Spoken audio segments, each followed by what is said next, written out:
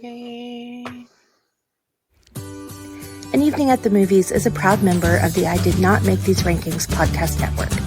Other shows in the network include Mass Debaters, The Sip List, Crushgasm, Love is Black, Men Are the Prize, Crime Rewind, and Literature Reapers.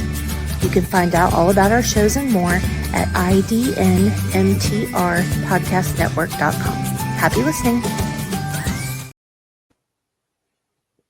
I already did, thank you very much. You are now entering the world of a movie review. A world full of drama, joy, ridicule, movie spoilers, unpopular opinions, and adult humor for as far as the eye can see. Welcome to An Evening at the Movies. Welcome to An Evening at the Movies. On Monday night, I know this is not our normal live night, but we are here. We're going to go live. We're going to have some fun. But in case you are new to the show, this is An Evening at the Movies, the movie-based podcast where we eat the stale popcorn, we drink the watered-down soda, and talk about all of our favorite movies and why we love them, and evidently other stuff. But I'm going to, because I know what's coming, I'm going to introduce my partner in crime first, because I know the other person has something else she would like to say before I click. Well, before you do that, can So, I say something real quick? welcome back to America. No, okay, so I sent you the message to remind you to go live on Facebook, and you were like, I already did, thank you very much. So I get shit if I don't remind you, and now I'm getting shit if I do remind you. And in the meantime, while we're talking about this, it's still not on there. So are you sure you did it? Are you sure about that? Hey, I'm just trying to share our show with the masses. Oh no, I'm so much talking. I'm That's talking to Casey more than anything. Oh.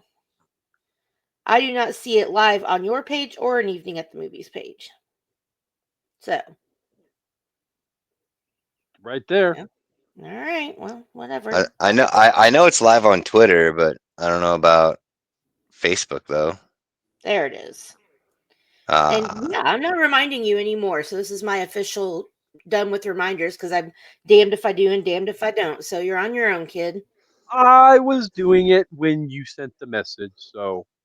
But I'm still being nice and trying to help you. So anyway. Yeah. Yeah. What's up?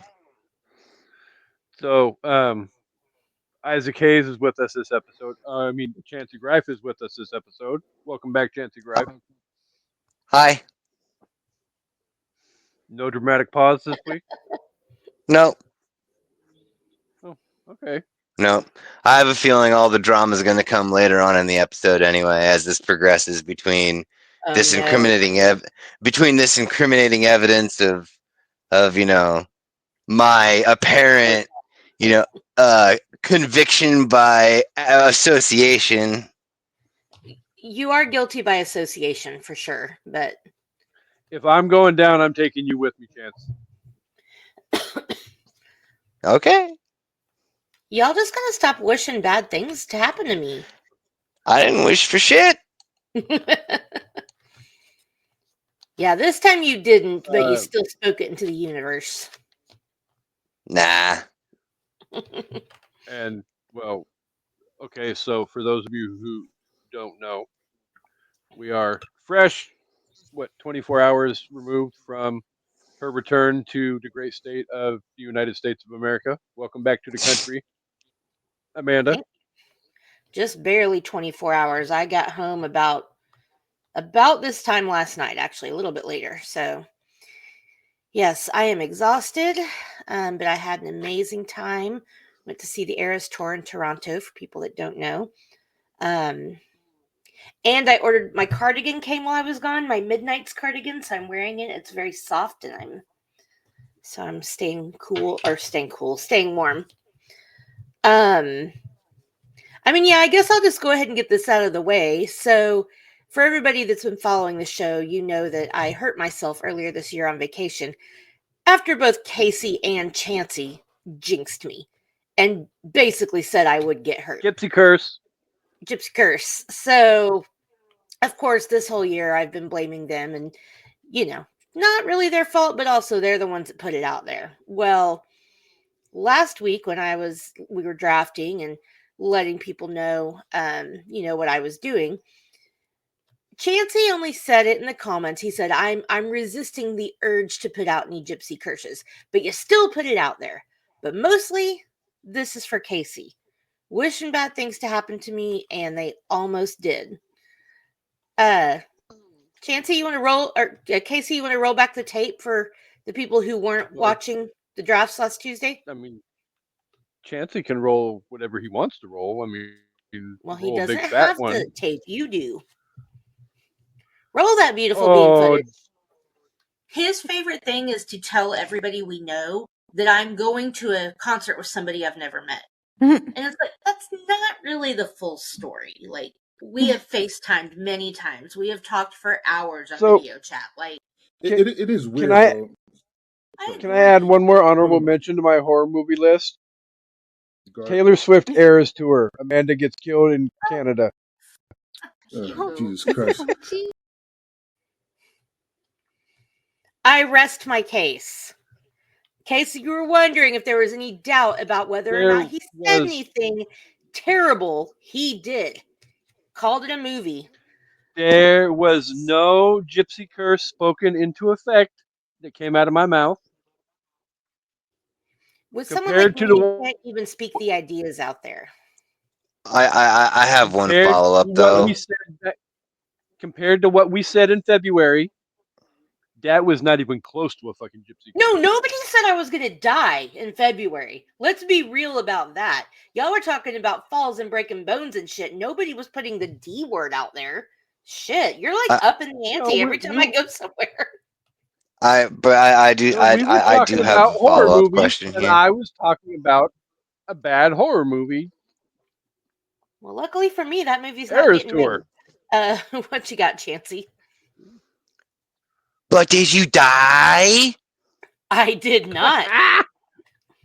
But what had happened was, evidently somebody tried to kill her. What had happened was I was very extra careful and luckily did not sustain any injuries on this trip other than a bad bruise on my thigh from the seats in the arena. But I thought something bad was going to happen, and immediately I was like, I'm going to send someone to murder those two. So we're at the hotel Friday night, well, Saturday morning, I guess. It was about 1:32 in the morning, and the fire alarm starts going off.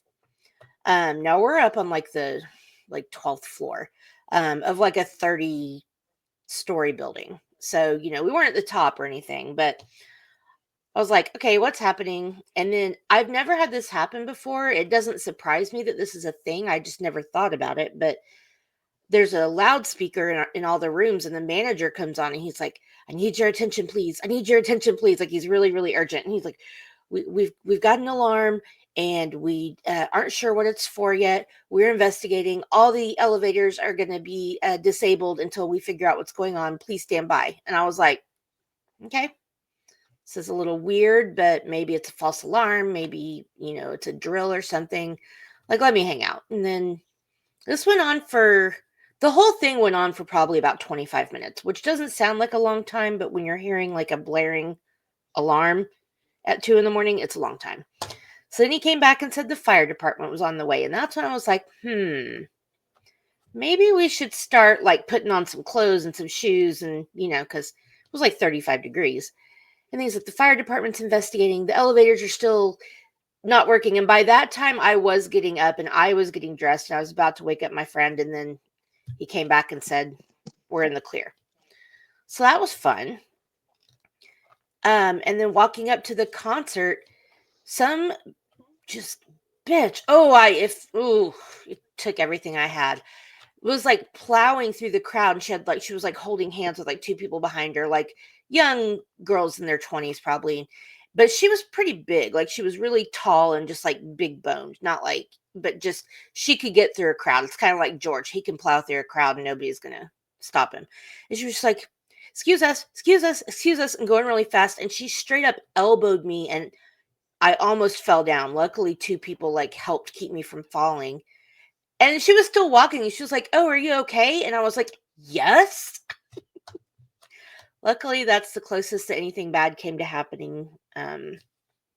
So we can all still be friends. Long story short, too late. But the good news is we're still friends.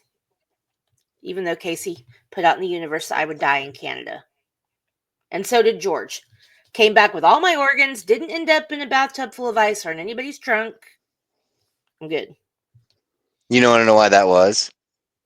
Because I'm Because fucking careful and not a moron. No, I was going to say that's because whatever gypsy curses had been laid out before you from all the other things that had been leading up to it, speaking of the resistance of, calling out to have these curses applied, they basically nullified, returned to sender, and look at you, all in one piece and shit. Yeah. At the end of the day, I'm fine. But also, Casey, don't you ever even suggest I might die somewhere again. I have many questions. First of all, how dare you? That's awesome. Again, I did not suggest that you would die. I just suggested that bad horror movie because we were talking about horror movies on the draft, and because I'm going to make the official announcement now, so that all the amazing unpopped kernels out there in the universe can know and can expect it. Because I played the video clip on the show, Amanda will be coming on to discuss the Terrifier with us. Ha ha! Oh, yeah. My people will be in contact with your people. We'll get it on the schedule. Right on top of that, Rose. I'm pretty stoked about it. I'm not gonna lie. I'm sure excited it will to be talk about fun. Upside Down. We should we should definitely do watch parties for that too. For what? For Terrifier. that too. For both of the Terrifier movies. Yeah, I definitely want to watch those reactions. That's priceless right there. Yeah, you guys have fun with that. That's worth the cost of admission for me right there. Fine. Chancey and I will have a watch party, and we will watch the collector's editions of both movies. I wouldn't mind watching Casey's reactions. So if I didn't have to watch the movie, I could probably sit through it with you, but I'm not watching. I But you'd saw the have first Terrifier. That's enough for me. I am not gonna lie. Spoiler alert! If for those of you who have not seen either of the three movies that have come out, I've only seen the first one, so I can only speak on it. But there is one scene in the original movie. Well, not the original movie, but the Terrifier 1. That the original standalone. Yes, the original standalone. That for somebody who doesn't get squeamish at horror movies that much, yeah. It's gross. 2 words, and that's pretty much the position too, but 2 words, upside down hooker. Enough said. On we go. Yeah. But that's right. We're here not to talk about Terrifier, not to talk about Gypsy Curses, but we're also here to say hello to one of our amazingly loyal members of the Unpopped Kernels. What's up, Mike? You call your dad Mike? No, I do not. Yeah, right. I was gonna say, There's this thing they do in the military for kids that if you misbehave, they make you stand in the corner and balance a quarter on your nose. up against the wall. Yeah. I never wanted to have to do that, so I would never. Although he can't make me do it now, so Mike. So fuck the military. I've seen Mike freaking Wazowski. normal. I've seen normal ass parents do that fucking thing, Oh, Yeah, my parents did that. Yeah, for sure. and and stand Like, behind the kid with a freaking slotted spoon in their hand. And second that quarter move, bam, right across the ass. I fear no wooden spoon. I mentally broke my aunt because she thought she was going to discipline me by popping wooden spoons over my head. But what she didn't realize is that I had already. Oh yeah, Here, I had herein already. lies the fact that I've had both. Wooden spoons are not as bad as the plastic spoon Yeah, because plastic spoons. They don't have the give. Yeah, you get you can that break a whipping. wooden spoon. Yeah, exactly, and you get the whipping action with that plastic. Woo! Hello, all, and my almost favorite daughter, who didn't take me. Oh, you're if in trouble. if the extra ticket had belonged to me, I would have put together a little lottery and of a handful of people who really wanted to go, and one of them would have gotten it. But the ticket did not belong to me. Only one belonged to me. So here we are. Backpedal, backpedal, backpedal. My mom would always try the spanking thing, and it's so weird how kids are just different even when they're raised by the same people, because all you had to do was even look at my brother like you were going to pull out a belt, and he would just have a complete crying meltdown. And me, I'd be like, yeah, okay, come do it. And then I'll go back and listen to my stereo in my room and go on about what a raging bitch you are. Like, just don't take my stuff away. You can hit me all you want. She didn't like that. Me and Chansey, we're built the same. I just lay there like I've Yeah. done it. Anyway, All right, movie time.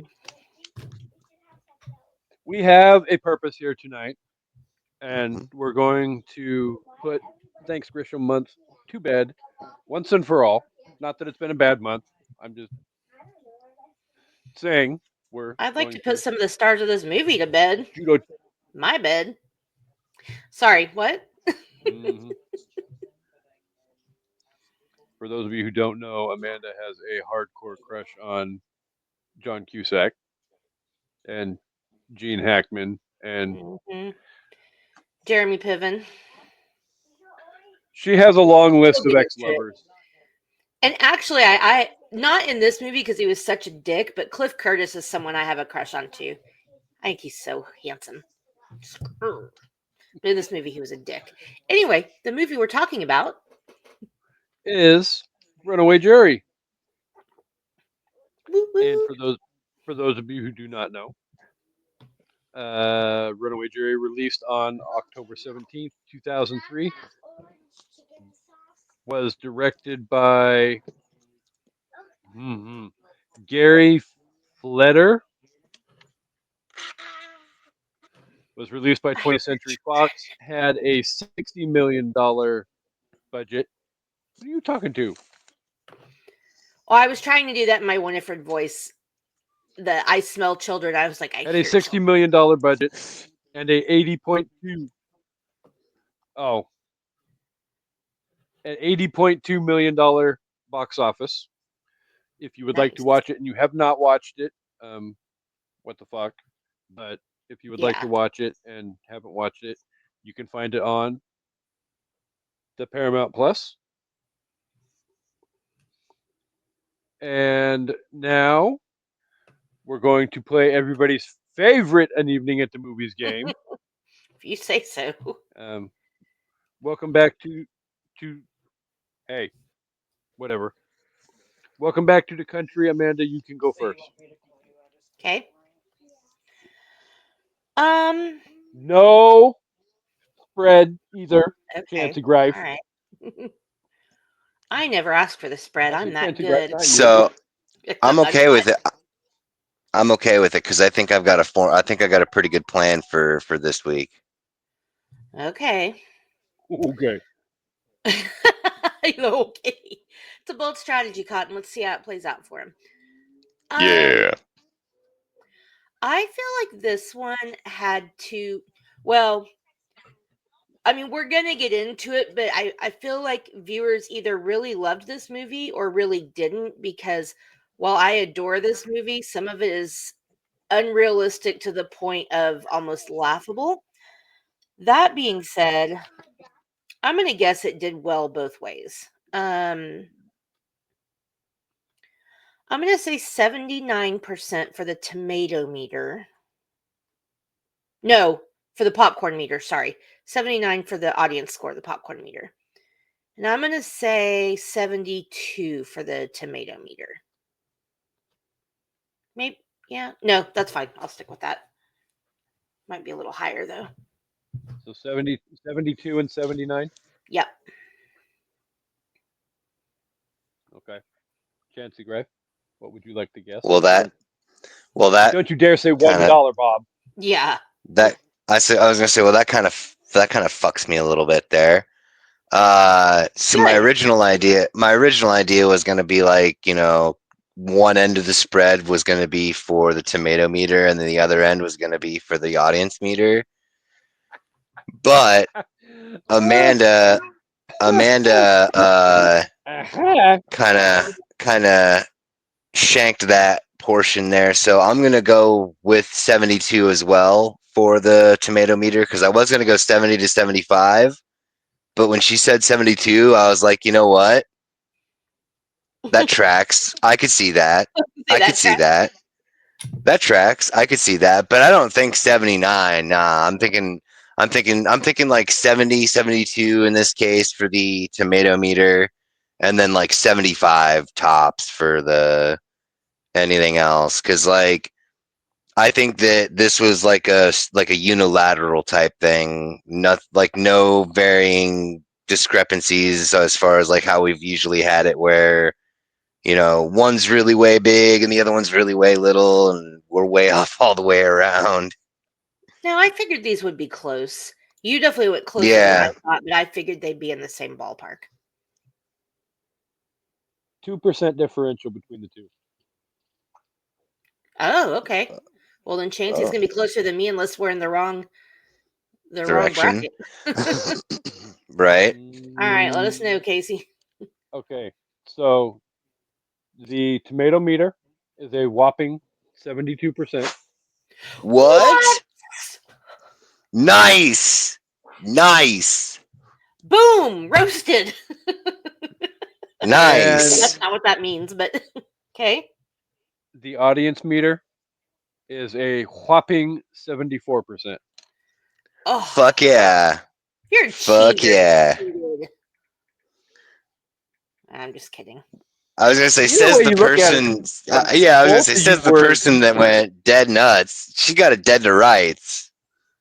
I mean, I was realistically, 1% off. Both of you were Well, yeah, we both incredibly looked close at on both 72. scores. Now, granted, you were going on a Both- spread and I picked the number, but still. No, I'm saying like I went with because you got the tomato and in the audience. Yeah. I used the tomato in the audience to basically cover the spread for what I thought the overall would be in the first place. But then when you said 72, I was like, actually that actually makes a little bit more sense than just a flat 70. But yeah, so you know what? That's okay. I think that we both won this one Yeah. for sure. Getting it right on the money is tough. That's a good. Especially with Yeah, no it's. spread, ass face. No, I'm just kidding. I agree with the no spread either. Then it would be too easy to overlap. So, all right, are we ready for me to beat the clock? I am just about ready. Oh, well. Open clock, Yeah, don't timer, let me hold you up. stopwatch. Or On your wait, mark, you hold me up. Okay, I'm ready. I'll hold you up on a pedestal. No. Yeah, the one time for the rest of the year that I'll suck up. But Okay. well, no, because we have your Unless you want a Christmas present, then you better episode start coming up kissing my ass. in a week. Oh yeah, it is my birthday coming up soon, and I'm having another surgery. So be kind to me. You've got a birthday episode coming up in a week, Yep. but we'll get to that at the end of the show. So, all right. All right. Are you ready? You ready? I'm always ready. Go. If you stay ready, you don't have to get ready. After Yeah. a workplace shooting in New Orleans, a trial against the gun manufacturer pits lawyer Wendell Rohr against shady jury consultant Rankin Fitch, who uses illegal means to stack the jury with people sympathetic to the defense. But when juror Nicholas Easter and his girlfriend Marley reveal their ability to sway the jury into delivering any verdict they want, a high stakes cat and mouse game begins. Dun dun dun. 27.67 seconds. You're welcome. Almost like Amanda has a PhD in beating the clock. So, Before we I get get Amanda's plot description. Oh, go ahead before I ask my no, first. go for it. You're good. Go ahead. Let it go, let it go. Casey's screen's frozen up again. No, it's not. Not now, but it was. That's hilarious. That's your new theme So, song, what were you Casey. going? Whatever. I have one theme song and it's in my display name, so fight me. Got You had along. something to say? Got a lot of Starbucks lovers. Yes, that's the other Not reason you have to be nice. I called you live to see Taylor sing your favorite song. No, I was my just going to favorite ask. Taylor song.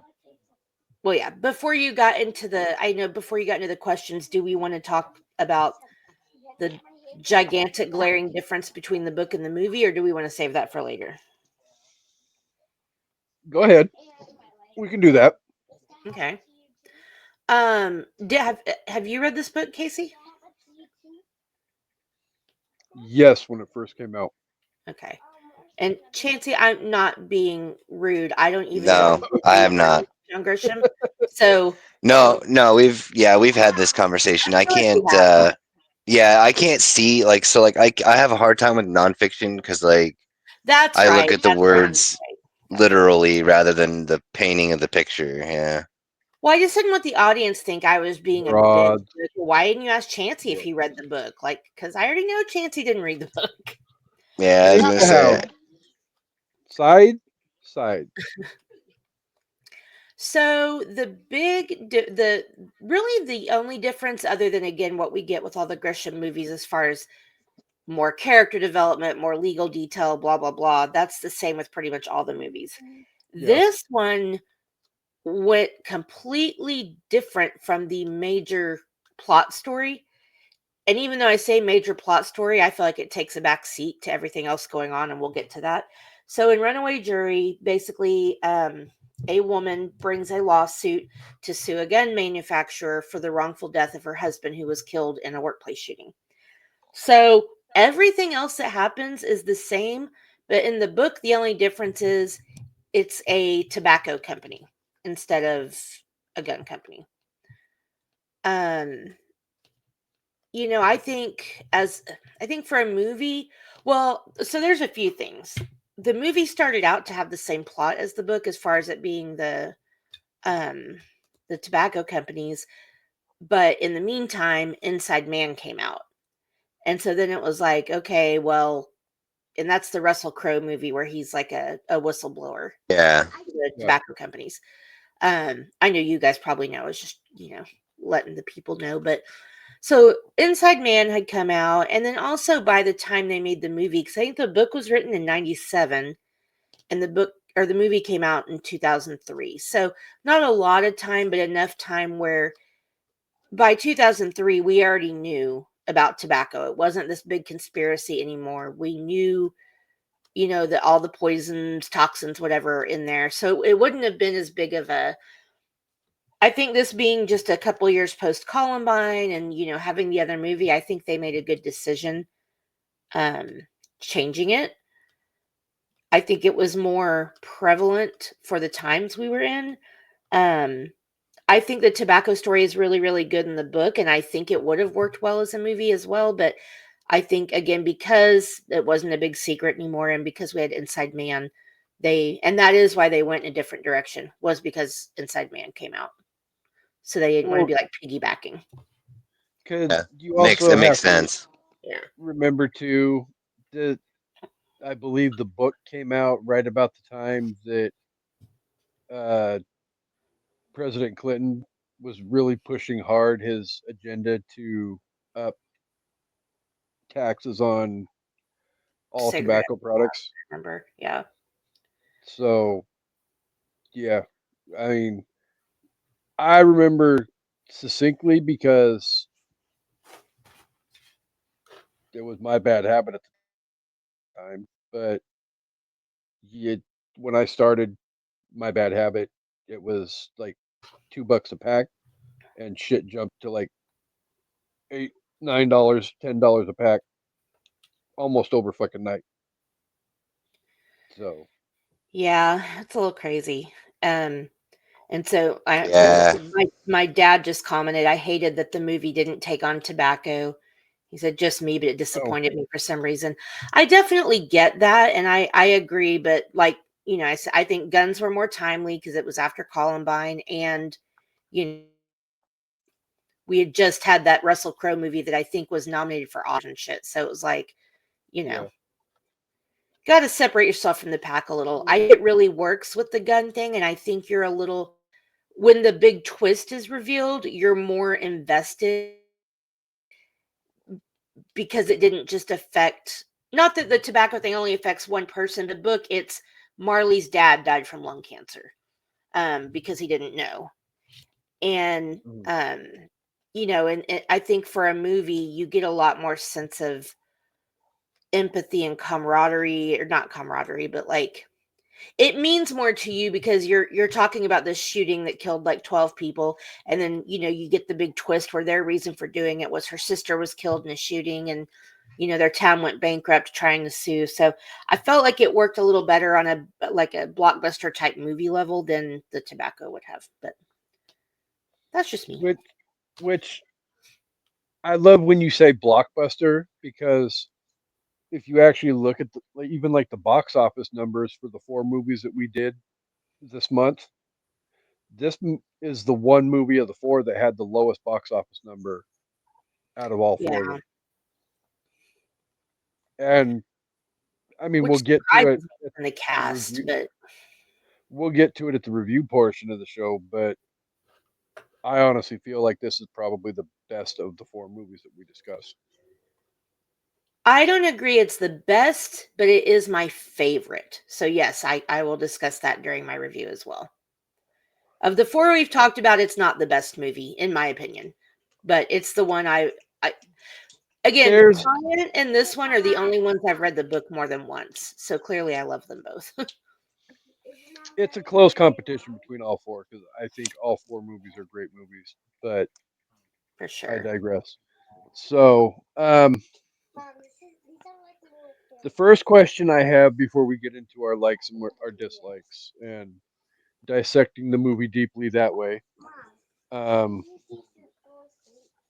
jury purchasing and verdict purchasing. Is it real? And do you feel like that portion of the story is an ethical activity on both sides of the equation? Um. First. So the verdict portion of it, no, I don't believe that that's a real thing. But there are actual like jury consultants out there that their Oh yeah. job is to do that portion of the job. However,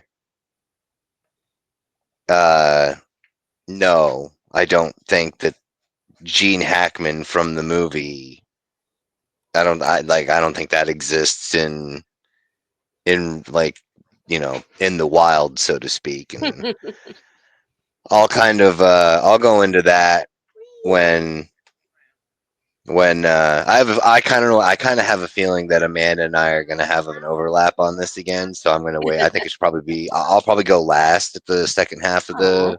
We don't have to, Well, but no, yeah, we sorry. will too. I think it's a good idea to do so because I don't want to. I mean, I don't mind kicking a dead horse, but at the same time, like I ain't looking to try and trample it. Yeah. So I agree with you that I think our opinions are going to overlap, but I actually disagree with you on this one. I don't think it runs rampant, but and I don't think anybody's out there like there's not a situation where one person on the jury is manipulating everybody and they're selling it for cash. I don't believe that.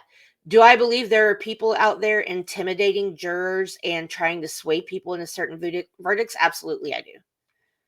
Oh Jury no, that's that. intimidation is a real thing. We've I was going to seen say it that, happen. Yeah. but that wasn't part of the equation. It was literally just the jury, jury rigging and jury buying. Yeah, no, I don't believe Verdict I buying. don't I'm believe sorry. that exists. No, because I don't. Yeah, no, The but yeah, games no, that it's they're doing in this go is ahead. very, very dangerous. Like Marley, I don't think that exists. I don't think there's Absolutely not. like Marley out there. Even though even though you realize it's a scam the whole time, and she was always going to have it swayed her way. Either way, I don't think that exists. But people like Rankin Fitch and Gene Hackman's character, I think those people exist. I like jury consultants are a legitimate thing. It's all legal. They have him. He's got Jeremy Piven on the other side. There are absolutely those people in law that will help you decide which jurors to keep or not or whatever. But once Right. they're picked, I absolutely think, depending on the gravity of the case, there is, especially if it was tobacco or guns. The NRA or the tobacco companies are absolutely paying somebody to scare the shit out of these people, but they have to be clever about it so they don't get caught, because that's a fucking felony. So So those things absolutely are documented and whatnot. But when I say there's no Gene Hackman running out there in the wild, I mean like like to the a 1-to-1, like that extent of everything that's going on and every other thing. Like yeah, no, what is it? Jury tampering is technically what it's called, but yeah, the attempts by companies to intimidate jurors, that is absolutely documented as fact. Like that's totally happened on numerous occasions. that's what I was saying. That's That's why I was like, okay, we weren't talking about the same thing, because yeah, it's oh, like we absolutely, yeah, know that no, happened. definitely. Yeah, no. When I say that there's no Gene Hackmans out there, I'm saying like no, there's no jury consultant that's doing the bugging bits and the like the all of those things all under one umbrella of this jury consultant. Like that's nah, they missed on that one. But anyway, sorry. It's kind of funny to me. Well, actually, I guess Casey needs to tell us if he believes that. But this movie, a lot of parts of it, like especially with the Gene Hackman and all his cronies, it was really giving me like Enemy of the State vibes, which was also Gene Hackman. But that's kind of like what I felt when I was watching it, where they're like zeroing in on everybody. And this movie did a good job of sticking, like the jurors in the book, you get a lot more depth into their stories, but they stuck to it for the most part. Like you have the girl who had the abortion and tried to kill herself in the bathroom, like that happened in the book. And you have the guy with AIDS and the girl whose husband is bribing congressmen or whatever, and then the grocery store guy. Like those were all legit in the book. So I like that they kept those. Even though we didn't get a deep dive into it, we got enough of their story to realize how vulnerable they were.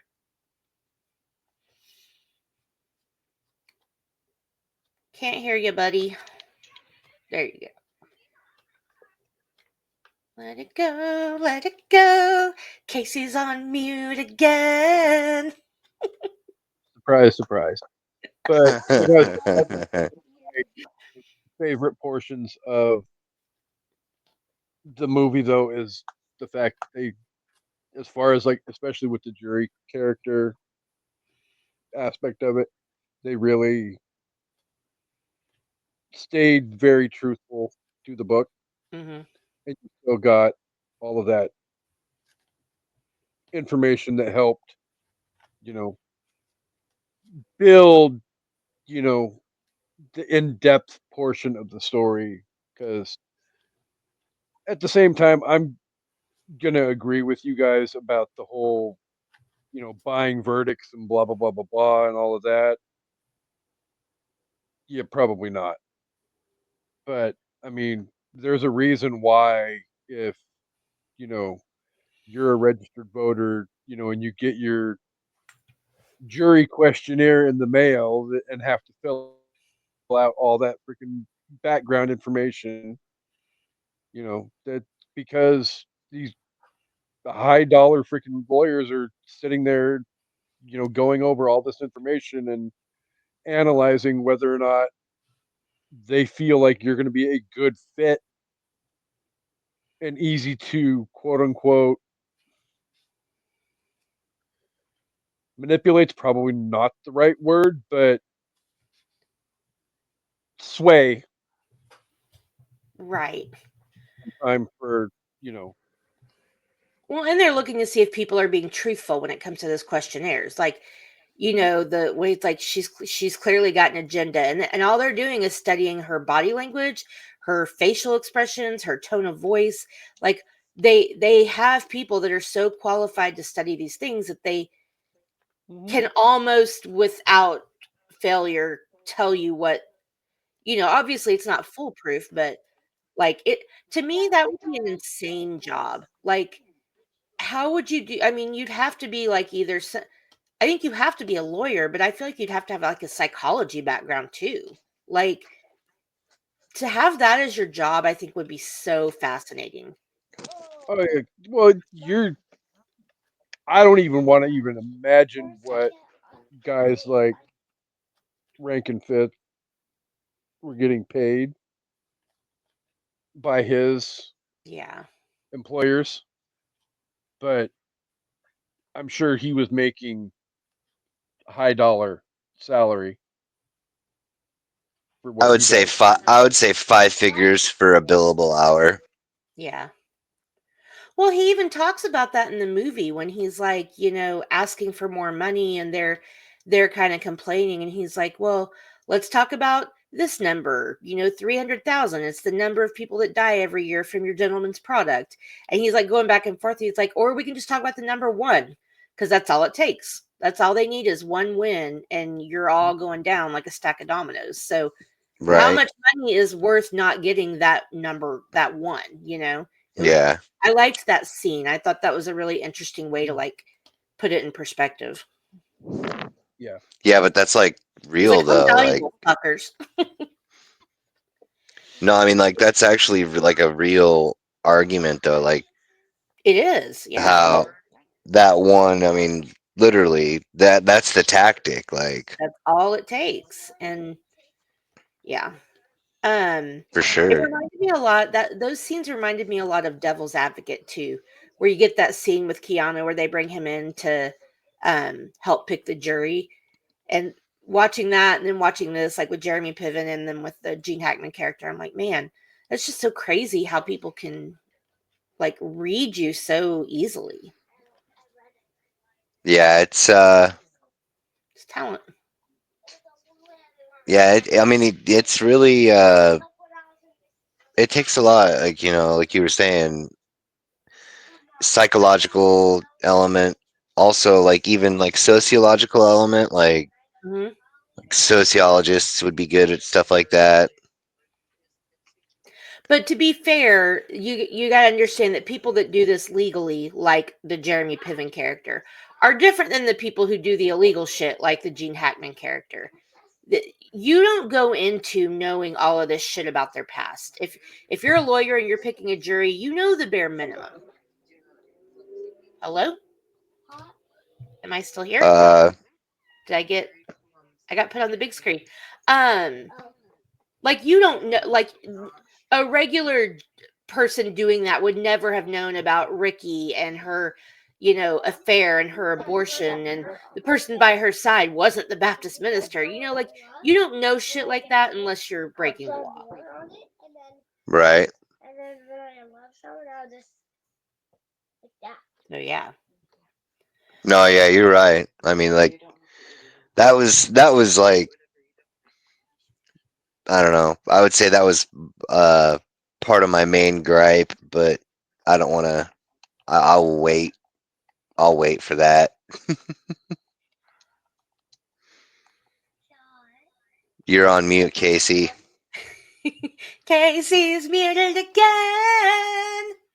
I've been singing all weekend. My voice is on top notch. Yeah, I heard you singing about calling all your Starbucks lovers when you had me I on didn't the promise first not to sing. I just promised to call you so you could see it. Yeah. So, all right, co-host, female co-host. Okay. What was it about this movie that you fell in love with? John Cusack. um, I mean, so there's a lot of cool things about this movie. I mean, again, the cast. I will still say, out of the 4 movies we've done, I think The Client has the deepest bench as far as a cast of like recognizable faces, people who went on to be recognized. Yeah. Blah blah blah. I would put this one close second, and I would say that this one probably has more. Maybe only because there's 3 gigantic stars in it. John Cusack, Gene Hackman, Dustin Hoffman. Like, yeah, there's way more famous people but those 3, and especially the fact that Gene Hackman and Dustin Hoffman have been friends since the 60s, that they were, in the same play company together. They were whatever like school they went to, they were both, I think they went to NYU. I don't know. They were both voted least likely to succeed. They were roommates, those 2 and Robert Duvall. Like, they've been friends all this time, and this was their first movie together. Their first time ever performing together, other than like, stage practice and stuff. So I think people who followed their careers for a long time, there was a big anticipation for that. So I feel like the casting was a big draw. And yeah, Yeah. lots of famous people in the movie. Holy shit! What? I was So trying to many look up. famous people. I was trying to look up and see where they both went to school at for that piece of information. But do you realize how old Gene Hackman is? He's probably in his 90s or late 80s. So, okay, spoiler alert: new game on an evening at the movies. Let's guess what Gene Hackman's age is. While I look and see what his educational background is. I'm gonna say he's 88. Chance is I right. might be overshooting it, but Um, I mean, I'd probably say like 85. yeah, him and Dustin Hoffman and Robert Duvall were like BFFs back in the day. You both did not overshoot it. Oh, Wow. how You old both is he? 94 years old. Shut the fuck up. Now you see why I said what the. Yeah. I mean, I'm trying to think the last time I saw him in something. And It's been a long time. it's been a while. And I it's think funny because I know I mentioned this last time because it was on TV, but it was on today, and so I actually watched it. I was watching Heartbreakers, and he plays such a super old man in that movie, but he's not even that old when he made that movie. I mean, he was old, but he wasn't 94. But he was like playing a 94-year-old. so. Okay. I mean, spoiler alert: if you want to actually do the freaking math, if he's 94 now, and I'm what 48, and that was about the time the original Superman came out. He was like 50-ish years old when he first played Lex Luthor. Really? Oh, yeah. That's wild. Um, okay, well, so let me say, I'll say the And stuff I liked real quick, and then, oh, Dustin Just Hoffman's 87. yeah, I knew he'd be younger, but he was so handsome. Not much. Not much, no. Okay, so the cast. The cast is amazing. Um, Jeremy Piven always gets such small roles, but they're always so impactful. And him and John Cusack are like besties too, so they're in a lot of movies together, which I love. Um, the opening scene I thought was brilliant. Like again, with jumping right into the action, like we talked about with the climax. Yeah. Like Yeah. you're right in the middle of this shit, and that's our worst nightmare, right? Or one of our worst nightmares. Going to work, going to school, going to church, going to a concert, going to the grocery store, going to the movies.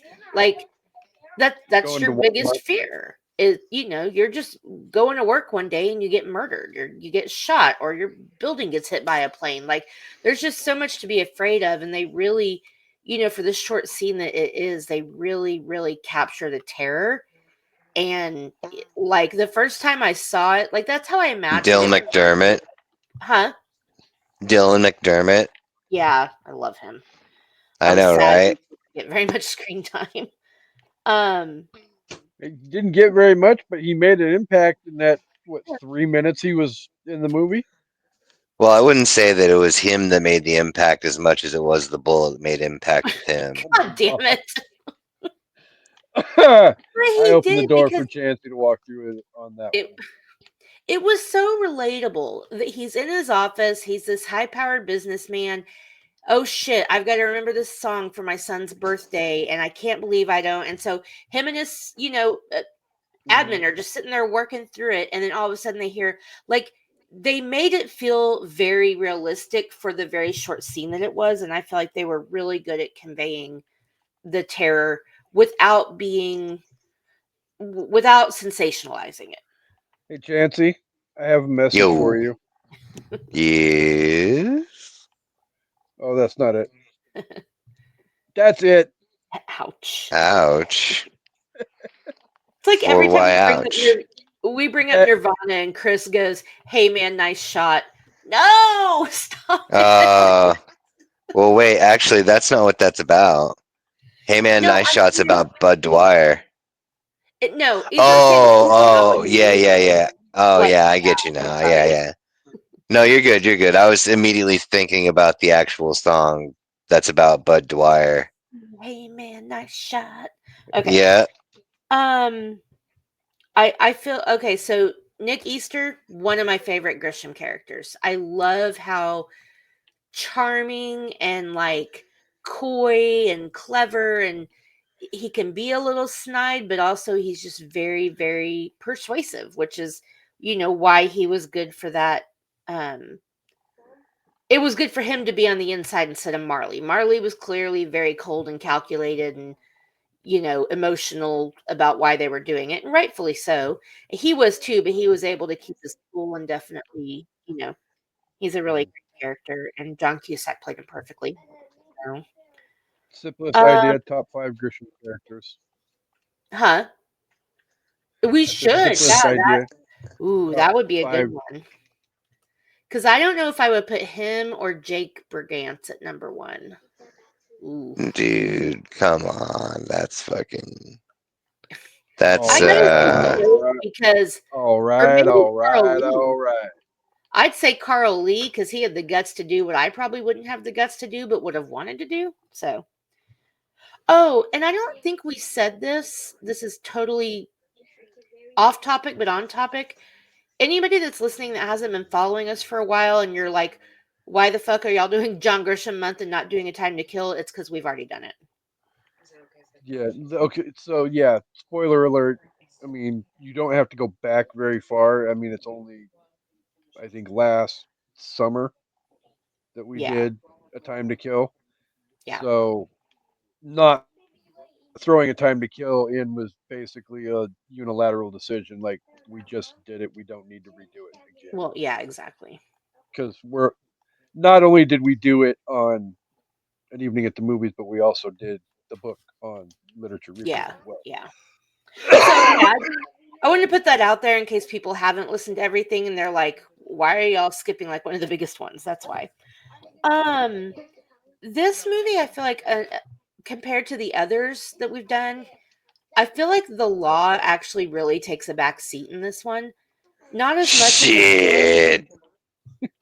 what? You disagree with me? No. Oh, No. okay. No.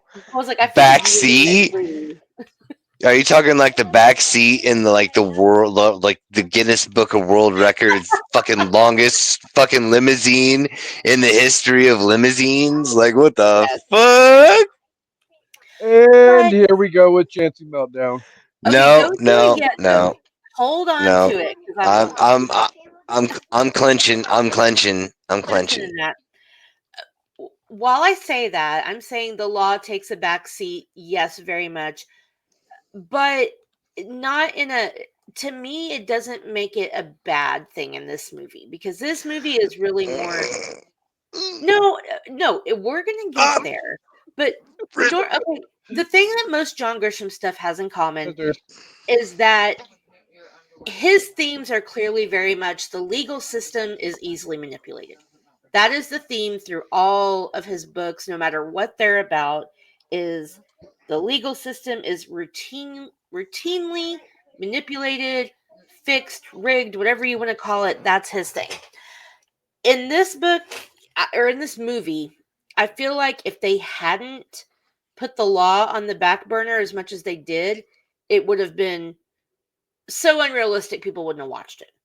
So I like that this movie airs more on the side of being like a thriller and a somewhat action movie and almost like a heist movie. It's like a heist movie, but Well, the jury is the they're jury is the trying to thing. heist the jury.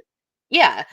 Um and so yeah, I'll talk about that more, but I feel like it wasn't a bad thing that it wasn't super heavy on the legal stuff because a lot of it's unrealistic. And then lastly, the reveal of the twist is one of my favorite scenes in a movie ever. I love the going back and forth in the action and revealing just by breadcrumbs how and why this is happening.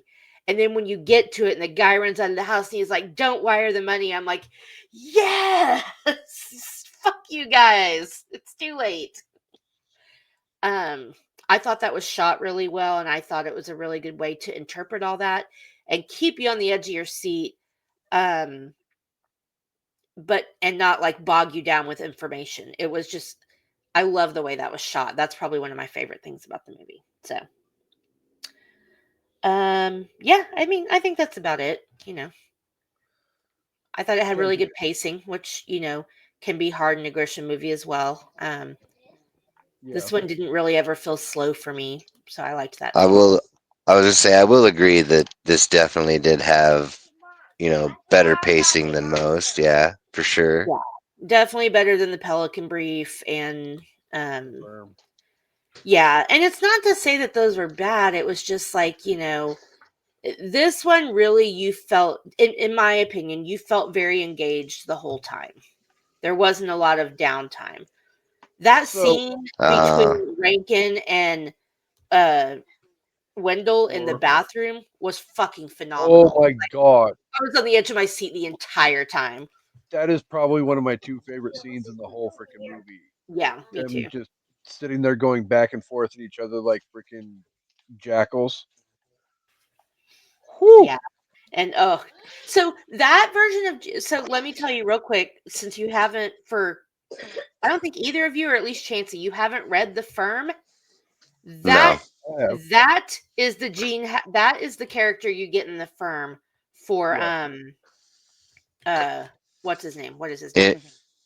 The Gene In the. the Avery. Gene Yeah. Hackman character in The Firm. This is what he's like in the book. Yeah. I don't care about your American way. I don't care if I end up alone. I'm never gonna give a shit. Trials are too important to be left up to juries. Like that is how that guy is in The Firm in the book. He is Yeah. a no fucks given kind of guy. He's a dick. Okay, So, I Yeah. will be right back. So Chancey, you go, and I promise I will hurry. Chancey Gripe, the So, floor is yours. is this the portion of the things that we liked? Yes. Okay. For those of you who could not hear, that's Amanda all the way down the hall screaming, "Yes." Well, um, By the way, just because she's not here, not just to nice. Terrifier, but also to All Hallows Eve. Nah, that's funny. If So, only I could find that goddamn the ninth circle. oh yeah. But okay, sorry. So, Your like, sir. I liked, um,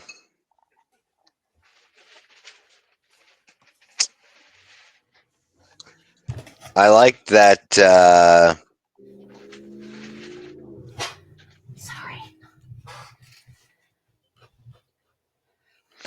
honestly, there wasn't, it's not so much that there wasn't much that I liked. It was just that, uh,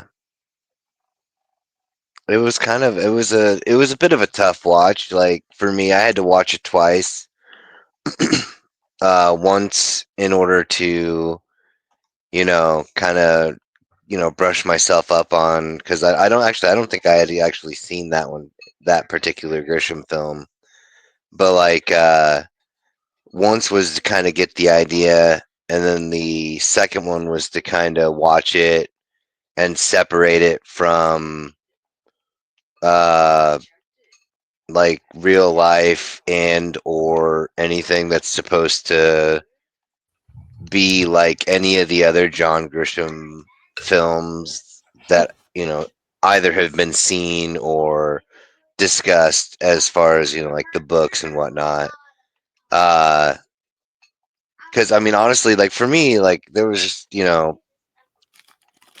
just a lot of stuff. That's why I was saying I should probably let Amanda go first on the stuff that didn't like, so that way there when we have the similarities, we don't have the overlapping and the beating a Yeah. horse to death business.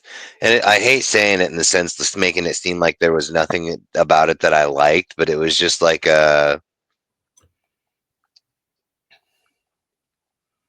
there were there were things I enjoyed about it, like the pacing. That was one thing I enjoyed about it. They did add elements of suspense that were appropriately applied, because you know how there's the right way to do it and the wrong way to do it, and they never really ventured outside of the realm of like the right way to do it. But I mean, it was just like, I don't know. For me, it was a hard sell because of all the things that got to me. Which sometimes you have to separate yourself, like Yeah, because it's hard when you go, going into certain movies. It's kind of like when this is my best example. It's kind of like when you watch a Christmas movie. Like, okay, if we're watching a movie where the basis is they're asking us to believe in Santa Claus, you've got to go into it knowing that anything you see in this movie is probably going to be unbelievable. And I know it's different for movies like sci-fi and whatever, where you already know that, but I feel like right. um, I felt like this movie was asking us to believe in Santa Claus, and so that's how you have to go into it. Once you realize certain things are kind of just being thrown to the wayside, you got to take it at face value and go, it's a movie. If this was really happening, is this how this would have progressed? And I feel like the answer to that would be yes, assuming that everything that happened was legitimate as far as details, not, do you know what I mean by legitimate? Like, the Yeah, legal stuff. Let's say all the legal stuff they showed us was legitimate. Would this have been a believable story? In that instance, yes. In real life, there's no fucking way any of this is believable. So I'm with you. yeah. Dad, what does the L mean? We don't know what L means.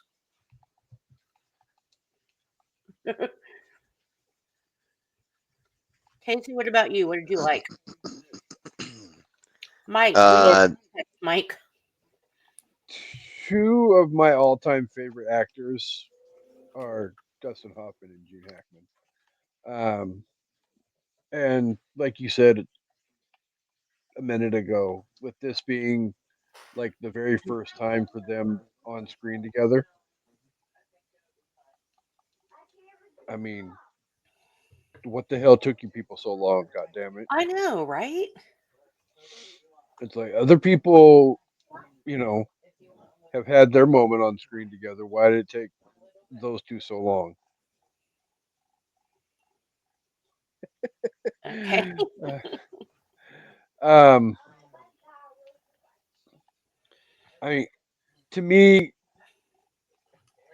I always, whenever I see both of them, my mind automatically goes to um, like Lex Luthor and uh, Raymond Babbitt No, from from Rain Man. I'm an excellent driver. See, I was gonna say it makes me 5 minutes think to Water.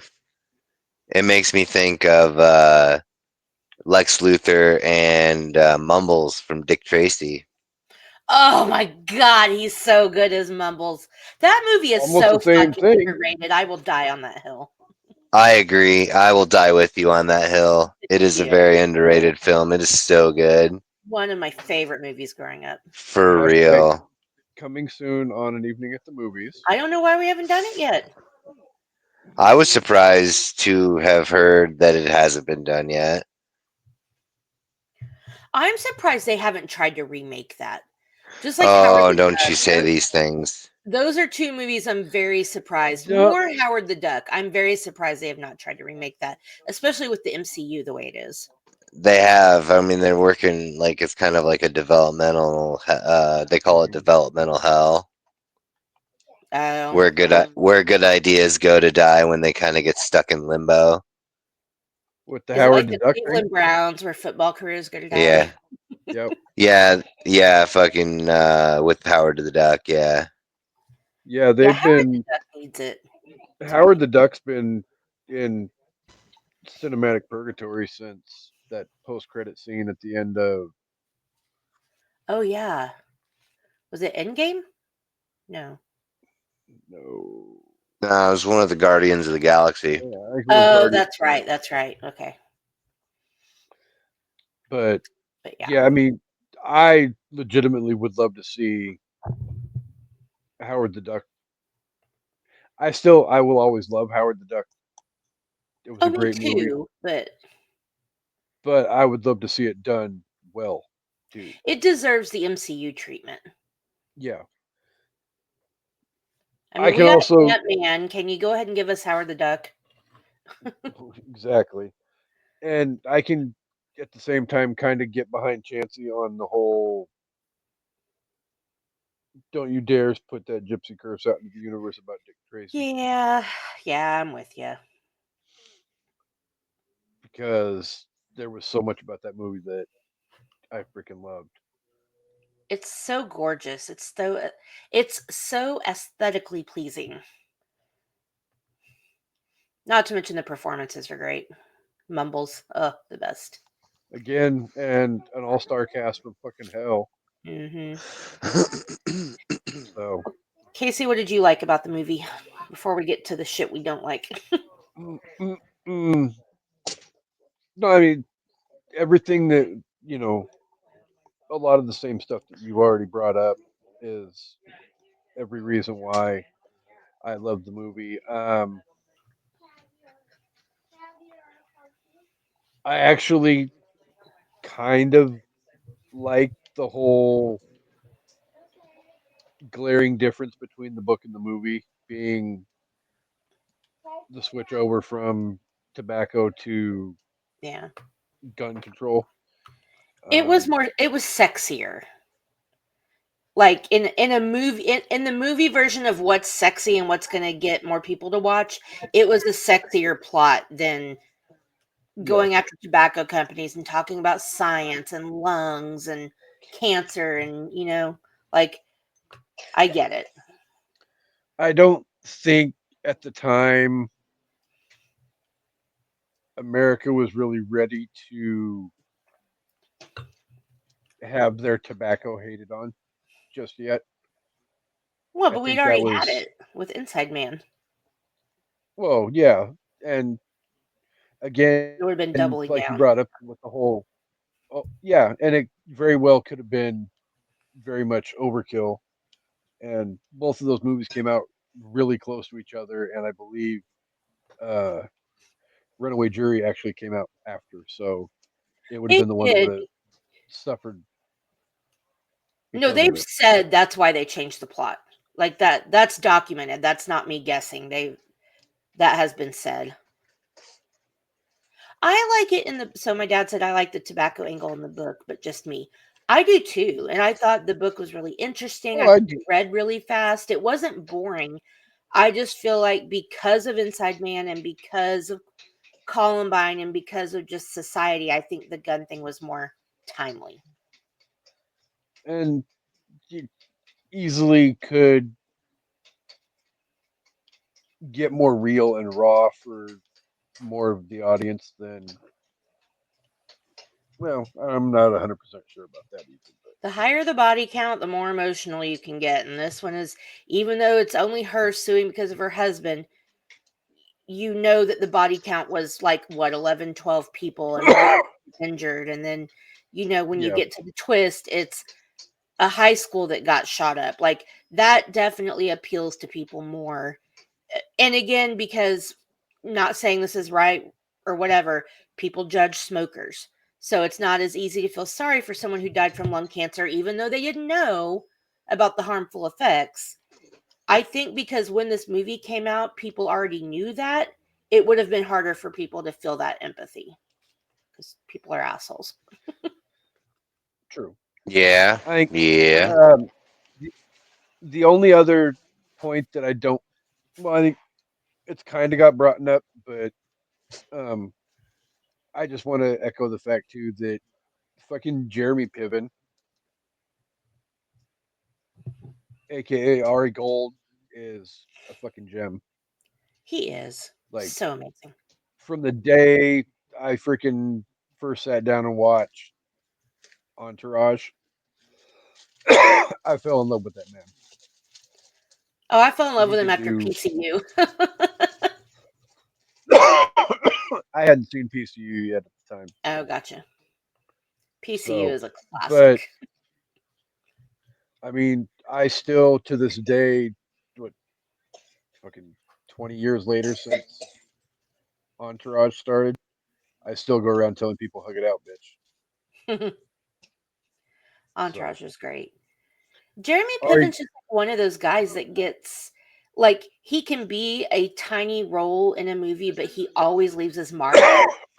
Like like in this oh, he movie, leaves a look what lasting he impression. does. Like, oh, Gross Point Blank. I love him in Gross Point Blank, and he's like barely in the movie. So again, another Johnny movie, but yeah. Okay, prime example though. I mean, he's in Rush Hour 2.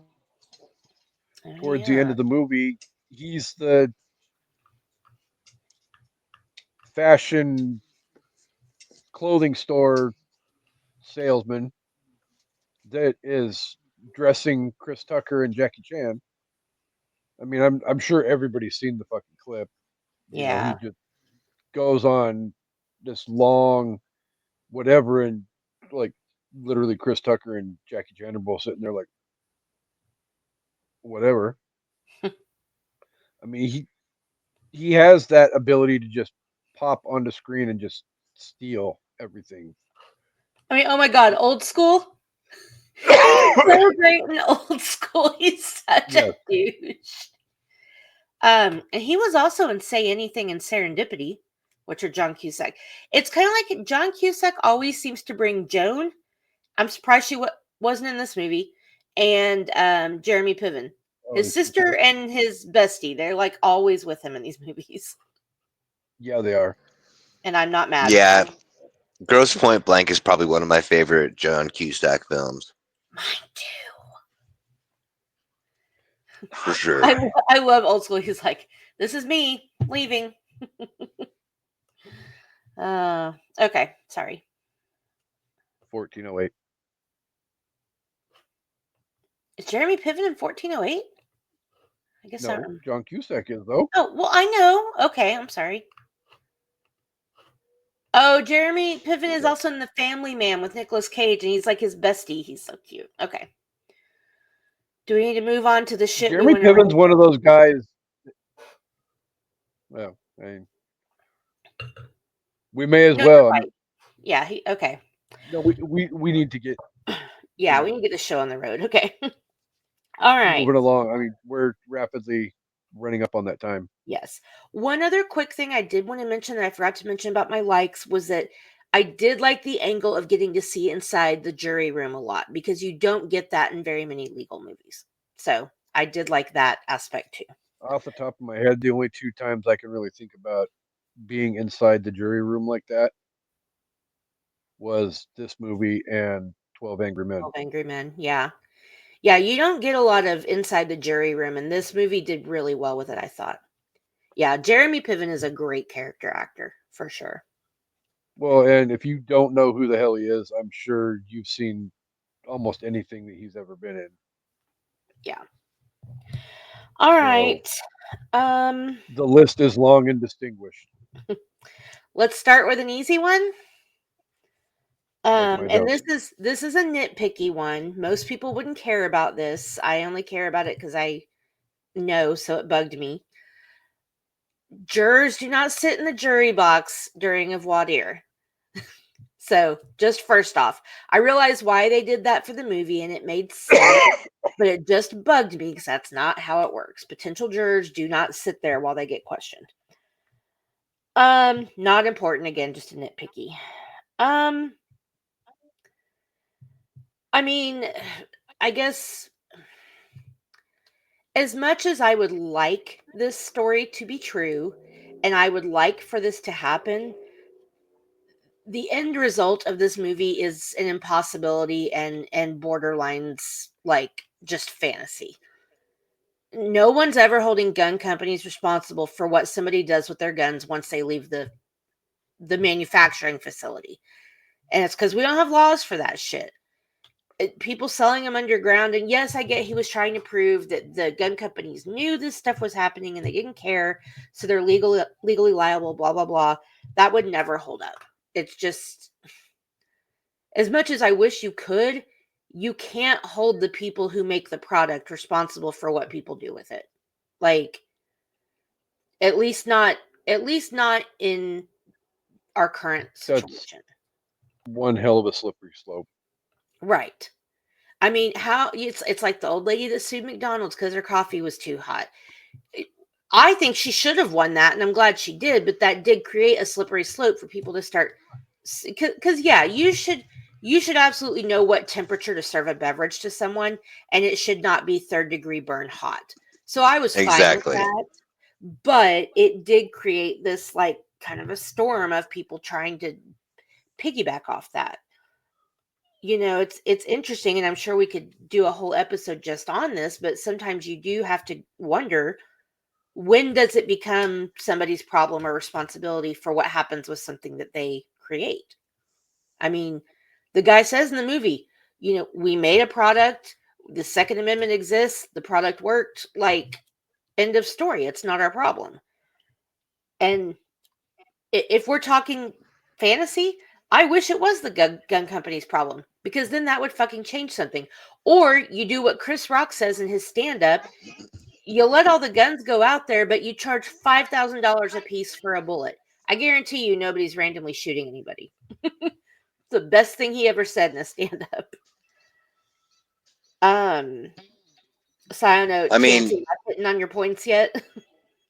no, but Okay. like, uh, the only counter argument I have against that $5,000 bullet argument thing is all that does is it just makes it that makes it all the more easier for the people who had come across the weapons illegally in the first place to then be the only ones with ammunition, because the people who are selling the high volumes of drugs on tax-free transactions, cash based, they're going to be the ones who Oh, can what? afford. They're Shh. dude, they're still finding like $5,000 a bullet. Like, they are still finding like caches of Pablo Escobar's buried fortune like 40 years later. You don't think that the Seminola cartel couldn't pay that kind of I'm a sure. fee, and then they would just like translate it down? It would be like trickle down economics, except for it'd be trickle down ammunition. Hey, So they'd trickle be down economics didn't work, so maybe trickle down ammunition won't work either. except for in this case it'll be a lot more structured and organized, but that's exactly how it would play out. And then the only Well, people who are but then the that's a brilliant idea, and the manufacturers are going to get infinitely richer, or more wealthy, I should say, because if it's $5,000 per round and all these rounds are being purchased, they're going to be making more money off of selling the ammunition than they are selling the weapons.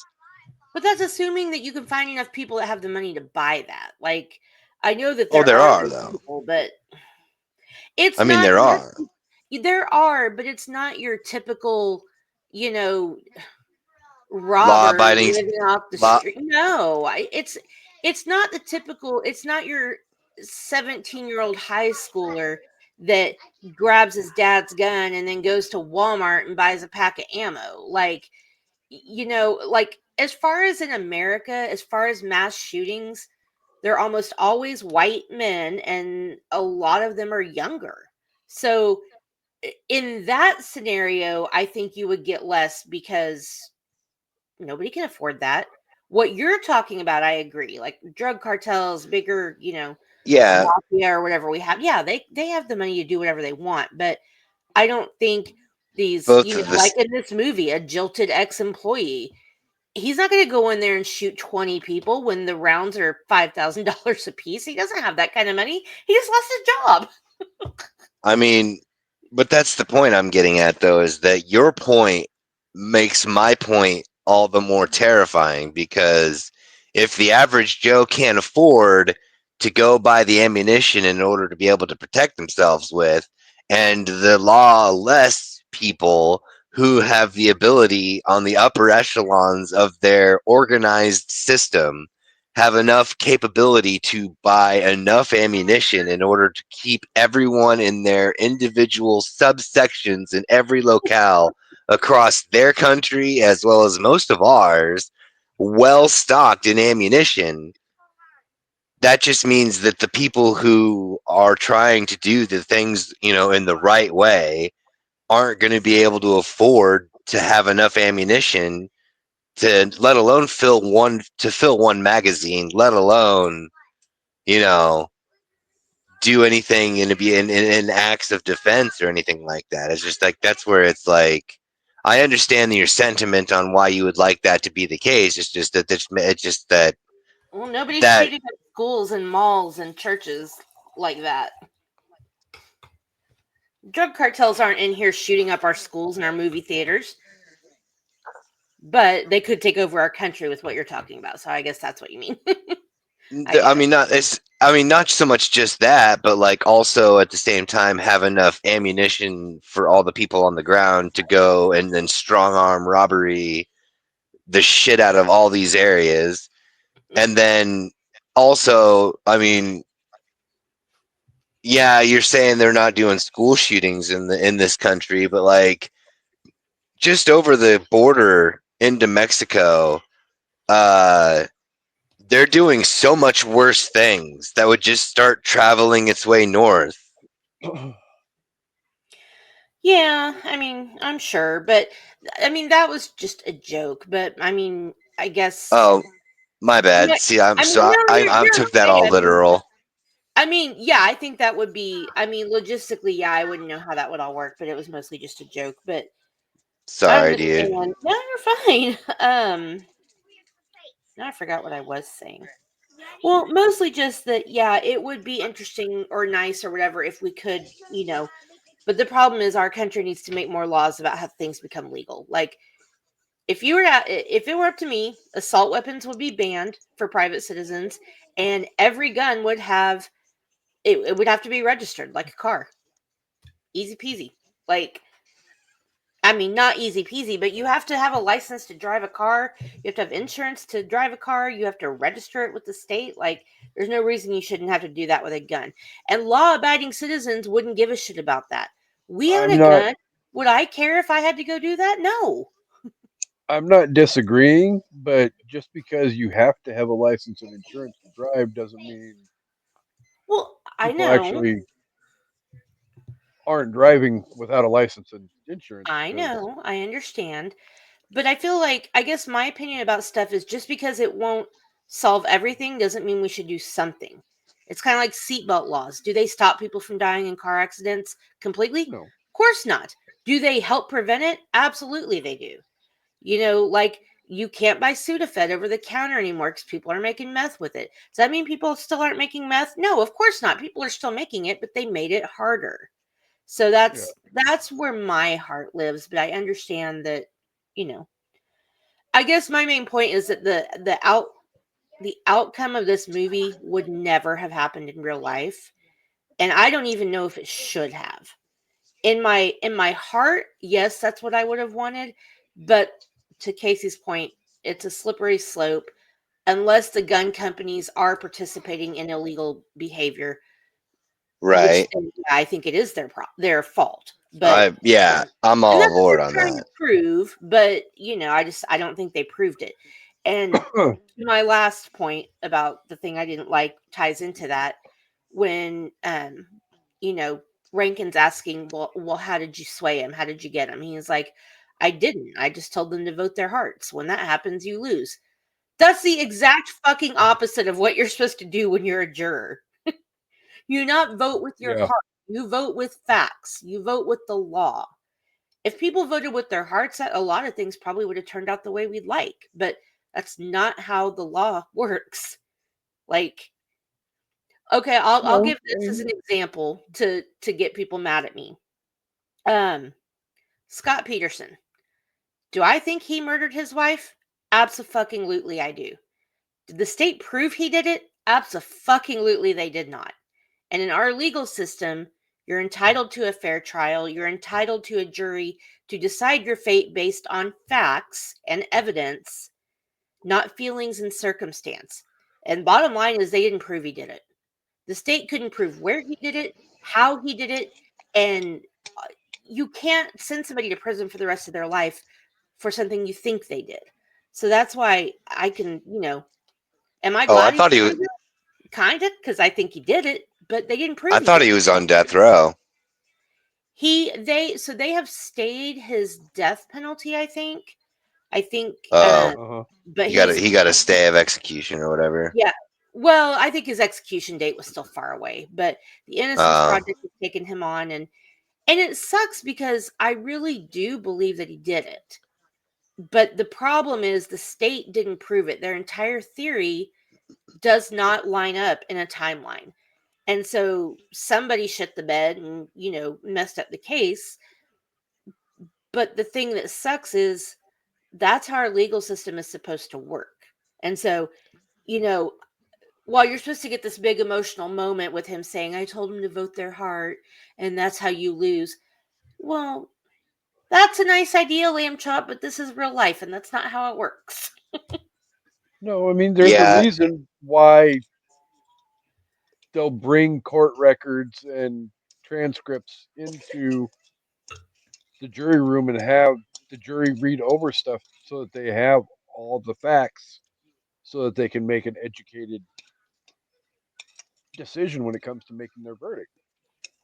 Because literally the only incriminating evidence against the gun company in this movie is the fact that they knew somebody was selling out of their store an exorbitant amount of guns. And instead of investigating why, they sent him on a vacation because he had sold so much. That's not proof they knew anything bad was going on. Is it circumstantial? Fuck yeah, it is. And did they know what was happening? Of course they did. But that doesn't prove it. And so this movie is so loosely based on the law. The book is different. Um But that being said, all of those things are annoying, and I know Chancey probably has more, but I still think it works. As far as, again, separating, it's like believing in Santa Claus. You're going to go watch this movie believing in Santa Claus and assuming this is all true. I think the movie played out very nicely. So, Okay, okay, let's have it. time to rip the Band-Aid off. 10 minutes. That's all you get. I have to pee. Fair enough. So, okay, like there are so many things that are just so wrong in general. Like I try so like part of the second time of watching it was to try and watch it as its own separate entity, to try and separate it from, like you were saying, going into a movie, understanding the belief of Santa Claus thing. Also, I was actually trying to like sit there and tally up all of the laws that everybody was breaking. Like So fucking many. literally everybody, including Dustin Hoffman. Like I was like, get the fuck off your fucking high horse, you accessory after the fact having motherfucker. Fucking knock your fucking bullshit off. If you're gonna have a moral compass or a fucking moral ideology or some type of moral anchor, you better stick to it. Otherwise, you're no better than the person that you're going against. Like the fucking lawyer for the company is Okay, what? but he didn't turn her in because he didn't want a mistrial. Is that what you're talking about? Like, why didn't he? Yes. Okay, so I agree with No, you. 100% illegal, but I relate to why he didn't say anything. it doesn't matter. He is obligated That's at true. that as an officer of the court and a representative of the law. He is obligated Oh, to report Roscoe P. Coltrane. to But he's report. Santa Claus. But what? I said, but he's Santa Claus. He's Santa And Claus. then And Jeremy Piven's his little elf. and then you got Gene Hackman and the attorney for the company. The attorney for the company just all sorts of nonchalantly, just like, yeah, you know, fuck that oath I took, fuck my, bar card, fuck my potential ability to lose all of my ability to lose, make money and all this other stuff because I work with this company and yeah, it's worth a lot of money, but whatever. I'll violate these laws, in X, Y, and Z and no, and also, I don't I'm blame saving, them because they all knew they were breaking the law. It wasn't and like they were that's pretending like they weren't. They were doing it, and that shit is real. yeah, but not to that. It's like it's so overblown. But like I'm saving the best for last year in this regard because fucking John fucking Cusack's character. Like Ooh. fuck that guy. He can go fuck himself. Fucking identity fraud, voter fraud, mail fraud, fucking trying to get okay. And you mean to tell me that this legal team that works for the fucking gun company wasn't going to notice all the times that he was going to try and get on them fucking previous cases? Yeah, That's he a had whole been there separate. time, and it was only like 3 days. It was like three. But That's the other unrealistic thing is that this trial took place in like 4 or 5 days. Like, no fucking way. But no, it was like he tried getting in under a different name on a different case in a different state. right. Like so I So it mean took them a like little bit to figure it out. That's normal. like that for there's no shot with his documenting the information and following the people around and everything like that they wouldn't have picked him out of a fucking lineup with having had the information from all the other nonsense like, oh hey, this, hey, look, it's the matching game and these two match. And like, no, there's no fucking shot that a jury selection guy is going to be all having henchmen who perform kidnappings and Burning people's fucking houses down. burning. Yeah, yes, yeah, arson. And I mean, Like, you don't like, have to do this. Oh, I know. yeah, right. And then like, it's just like so many laws. Just. Okay, so Chansey, I agree with you. I guess when I watch it, I don't. It's like any movie where you watch a bad guy. You know the bad guys are breaking the law. Like Right. I accept that as part of the storyline or part of like they obviously don't give a fuck about what laws they break as long as they get their way. Like that's true of so many movies. I think for me, the problems I Zero have were fuck. where my problems are where the movie tries to present something to you as law or fact or could happen and it's unrealistic. Bad guys breaking laws, I mean, yeah, of course they fucking are. Like Yeah, all but of that didn't bother me because I feel like it's just, it was just the extent of it. It was yeah, just the extent of it all. yeah, I mean, Gene Hackman's got a company for jury selection, but he basically has a paramilitary organization in his jury selection, well, the company. NRA is paying for it. You know how much money What's they have, that? right? The NRA, they're paying for it. Yeah. But the like I'm saying in and of itself on that, as far as like, bad guys breaking the law. Yes, absolutely. But like the to the extent of it for so many of those characters in the bad guy section.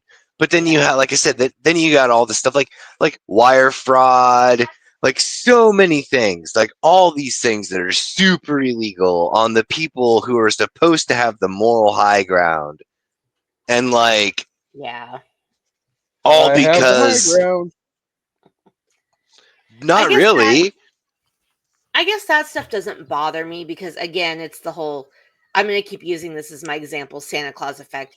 I know going into it that the bad guys are going to do bad shit and they're going to break the law and it's probably not realistic, but I'm okay accepting it. It to like I said, to me it's just more like It there's was a trial and there's a judge and there's a jury and they're going to tell you this could really happen and it's like no, that can't really it was really the combination of the severe extent of the baddies breaking the law, as well as the alleged good guys who are supposed to be operating from some source of like moral high ground or morality, because like the reason that they're doing it is like Dustin Hoffman is this idealistic lawyer who's trying to do right by this widow, and John Cusack's on the and his girlfriend's on this mission because the girlfriend's sister got, and well those two it's those two Nick and Marley make it clear that they're not above breaking the law as well. That's why I think their Two characters wrongs work don't so make a well right. because it it always begs the question like we get in a lot of movies, do the ends justify the means, because yeah, they're clearly breaking the law. We know they are. They know they are. But they're so hell bent on, helping their bankrupt town and getting justice for, these kids and whatever. And so it's a right, moral gray area right, yeah, that the movie that's their point is they want you to explore that in yourself to go, well, how far is too but far? And is it okay that they're doing this? And they want you to empathize with that scenario. So that do I great, do I like them doing that they're breaking all these laws? No. But again, that's not what bothered me about the but legal part of it. their moral gray area and Dustin Hoffman's moral gray area collide and combine to turn Yeah. itself almost as negatively dark as far as like light and dark, good and evil. It goes on par, minus the nefarious, like shady greed like reasoning behind why Gene Hackman's people are breaking the law and all that stuff. But like Right. you know, John Cusack and Marley's character, Nick and Marley's characters. Yes, you're right about what their section of the whole thing is like. But then when you have Dustin Hoffman, who's doing things from what is supposed to be the right place, and this idealistic moral high ground, and the da da da like I just said, and But then he's all of a also sudden, cornered. and then you collide those, and then you collide, Nick and Marley's characters into his whole moral color scheme, and then everything goes from gray to like much more nefarious. Not But nefarious, I shouldn't say, but like much more, tainted sorry, everybody. because of mostly just because of the fact that it's Dustin Hoffman's obligation to It point that out. is. And he But look had how cornered more. he is. He had more than enough. It's not about look how cornered he is, because he had all the appropriate information to get that mistrial. He But didn't he want it wanted. because he wanted to get, yeah, I know. So he willingly became an accessory after the fact to all of Okay, you're being too extra right now with this. He was just trying to protect that woman and her child. Like, I he get what was you're just trying to saying. get that money. He was trying to get that money, but the thing is, though, is that by doing it, he makes himself an accessory after the fact to all of the laws that Gene Hackman is violating in or breaking in doing all the jury tampering in the first place, equally setting himself up for disbarment and potential prosecution in and of itself in the first place.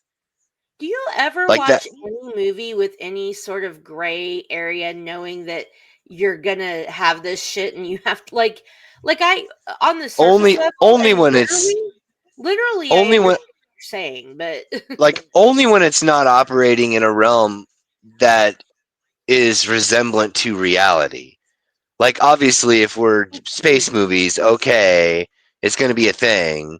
But like if we're like, cuz that movie, The Runaway Jury and The Pelican Brief, all of those other things operate in a place of reality, there's like it's not one of those, triple X jump over the 60 I million agree. cars, I but agree, but like at some point at the beginning of the movie, they're already letting you know this is outside the realm of reality. This is a fictionalized reality. It's a idealized reality. Like there's no reality where a gun company is going to be held liable for the death of a private citizen. So I think you're already going, you're going into this expecting things to be unrealistic. And so like reality level, surface level, I totally agree with you. well, I actually just I I don't have to know. push I have to push back on that point because of the fact that I don't think it would be unrealistic for there to be a case presented. Now Oh, I whether or agree. not she would have won is completely, Right. is that's a different story. That's where we would agree on your outcome. But I do But think it he was isn't within the trying to realm make of reality. a difference. He didn't want to put her through that again. He was trying to make a difference in the world, and I'm an idealistic person, so that's my view of him. And yeah, but and I But no, love that I do, he even says, you know how easy it was for me to go get $10 million? It was like a snap of my finger. Like, so you're very much involved in his moral dilemma where he knows the right thing to do and could go even farther doing the wrong thing, but doesn't, but still does the wrong thing because he's trying to protect Celeste. Like, yeah, you're 100% right when you're talking just legally, but when you're talking emotionally and in the realm of a movie, it's relatable. I don't know. I I mean, like I said, and I do have the ability to look at something with that ability to remove certain elements of like some some type of anticipated realism. Uh, but for me, like when it comes to stuff like involving the law and courtroom stuff like that, that's where it gets a little bit more kind of like tightened down for me Yeah. personally in that regard.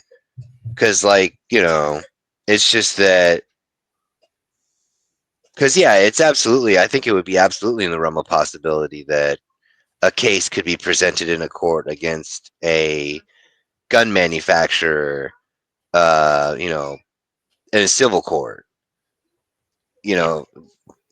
But you know, it's just that the everything else from that point is where the difficulty of the blending in of what could happen, what would happen, and then it made for its own kind of a good suspense semi whodunit, not so much a whodunit, but semi like a spy movie without the actual government spy movie thing. Well, yeah, because you're wondering what the end game is the whole time for Nick and Marley. Like, you see what they're doing, but you never know why until the end. And I thought Right. that was great. So, Casey, I, when you, I I'm oh, sorry. sorry, Oh no, No, I it's was fine. no, I was just saying Casey's I'm not done. sorry. No, I am. I was just saying Oh, I'm sorry. I'm sorry. don't be sorry. No, We we'd need to like it do when our reviews, but there's an Easter egg that I'm waiting for Casey to mention. So please tell me you noticed the Easter egg and you're going to mention it now. I probably did notice it, but I don't recall what it would be. The alternate juror, her name was Lydia Dietz. Oh, I did not. I did I just not. now thought of it. Yeah, I didn't think about it either. I don't know why they did that. I couldn't find anything online to see why they did that. Um, Well, They because even dressed her like it a little yeah, bit. because Yeah, that was her name in the book too. So I believe it was. But yeah, okay. Yeah, I actually that's kind of expected a cool. message from you, Casey. Lydia Dietz.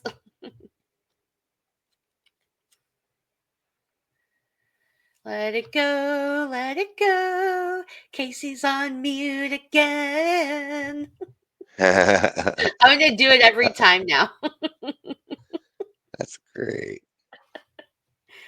So you better fix your shit unless you want me to sing all the time. not especially.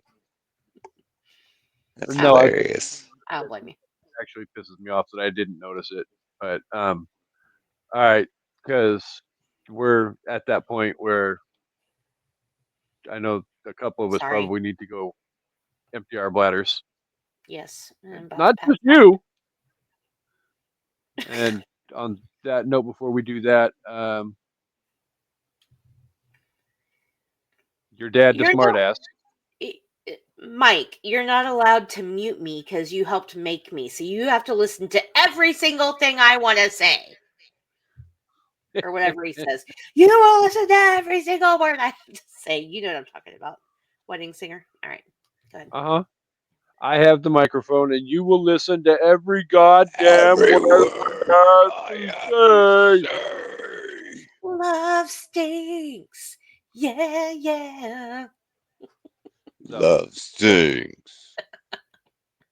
all right, Chancey Greif, what would you rate this movie out of 5? I mean, I'm gonna have to go like 2.8. Wow. Damn. That's cold, my brother. What are you doing? I mean, I'm like I said on the Don't get last time too around, early. I'm it's gonna, things are gonna have to work real hard to get like a 4. Like the 4 is gonna turn into my like 4.5, and What did you give Strangeling again? what was it, like 3.5? Oh, okay, fine. You're very critical. Casey and I are way more slutty with our reviews. Well, so like, no, I mean, like, at the end of the day, my I, fucking ratings are We're fucking up emotionally now. slutty. It's fine. I was gonna say it's more so because of the fact of like I remember from the earlier stuff there was a reluctance on both of your parts to, because you wanted to avoid giving everything the, oh, this is the greatest, oh, this is the greatest. And I'm not saying that y'all fell off or nothing, but like I real Yeah, 'cause after I, Princess Bride, we got ripped. Oh God, I realized fucking Kevin crucified us. I was kind of doing the same thing, so I'm just kind of going back to the roots, of the show and just being real about it. Like, to me, I It's think hard. that It's hard as hell when you're emotionally invested and yeah, that is love true as movies. well. Like, So if I was emotionally invested, but looking at it objectively, I would probably give this like a 3 or a little bit more than a 3. But like, Damn, since Gina. since I don't have that emotional investment with it, it's more so like, just like a solid 2.8 2.8. instead of 3. That is a harsh review, my dude. I'm sorry. For Why? me it's just that it's that element of like, That's not much like higher than what I gave Rubber.